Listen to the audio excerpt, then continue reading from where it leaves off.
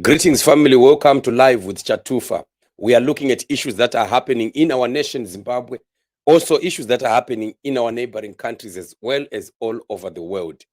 While we are at the peak of exposures of Zanu PF and the corruption that we are seeing happening right inside Zimbabwe in different ministries and departments of government involving ministers, permanent secretaries, and quite a lot of other officials of government that are in different places, we are seeing quite a lot of Zimbabwean people coming out to speak against the corruption that Mnangagwa's government is embarked in. Mnangagwa seems to be looking away from everything that is happening in the country, which is indeed very, very, abnormal for a president to be watching every department and every ministry getting into serious, serious issues that involve money that is being misappropriated and nothing is done about it. We have seen yesterday when we were talking about the parliamentary committee and how they've indicated that the 2023 report of the Auditor General shows that the corruption is risen threefold from what happened in 2022. The 2022 report also was marred with quite a lot of corrupt activities happening in departments of government as well as ministries and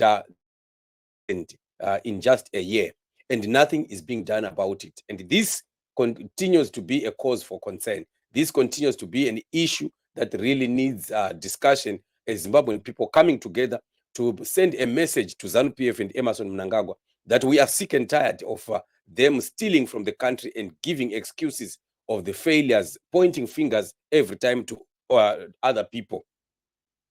But the main question that we want to ask today is, where is the opposition? The opposition that purports to be the opposition. Dead as Dodo, right? Where is the Triple C amid Zanu PF's massive corruption revelations? We have heard them talking about people like Shabang saying that he is mentored or he is of the spirit of Joshua Nkomo. Joshua Nkomo has always been speaking against the oppression of other men by men, the killing of civilians, the abduction and arrest of civilians by a rogue government, as well as corruption. He spoke about many of such issues. And Joshua Nkomo was a man who was standing for things that were right to be done in the nation. And we hear people like Shabang claiming that he has the spirit of Joshua Nkomo, moving around with that stupid little knob carry, lying to the people of Zimbabwe. Where is Welshman Ngube, who said he's taking over the Triple C as president? Why are they quiet? Where is Karenyi Kore? Where is the rest of the other MPs or members of that defunct Triple C party when Zanu PF is at the helm of such corrupt activities? This is a time that we were expecting these people, if they were genuine, to come out and start to speak. This exposes the Triple C so massively. They are just exposing themselves to the whole world and to the whole nation that indeed they are just surrogates of Zanu PF. There's nothing like opposition there. You can never have an opposition party that will keep quiet amid such kind of corrupt revelations that we are seeing, shocking the whole world, shocking the country, and shocking every Zimbabwean who is well-meaning. So the truth of the matter is that people like Ngube and Shabang, they are also complicit to what is happening right inside ZANU PF and also the ministries that are engaged in these many corrupt activities. We have seen quite a lot, and one thing that has been common is the idea of cars. Cars are being bought from some bogus garages that are supposed to be delivering these cars, but at the end of the day, nothing is delivered. And this has been symptomatic in every corrupt deal that has been cited by the Attorney General, the Auditor General's report.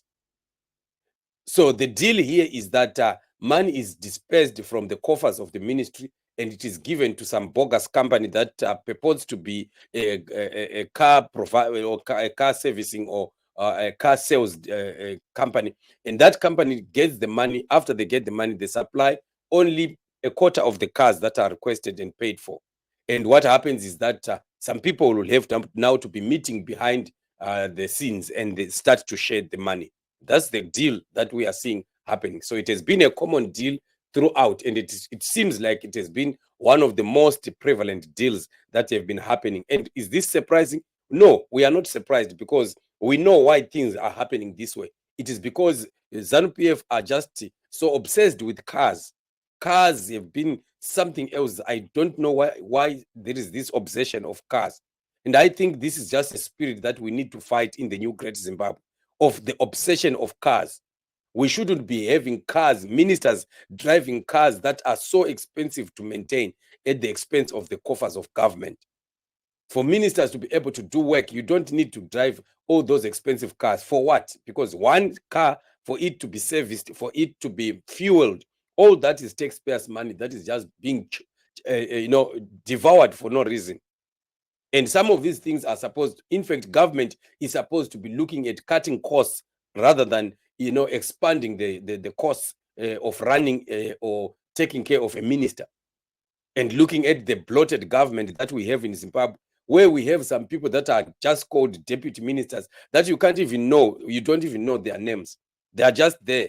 And you never ever see this person who is called deputy minister ever speaking at one point or ever doing anything. They are just under the carpets. You don't even know what they are there for.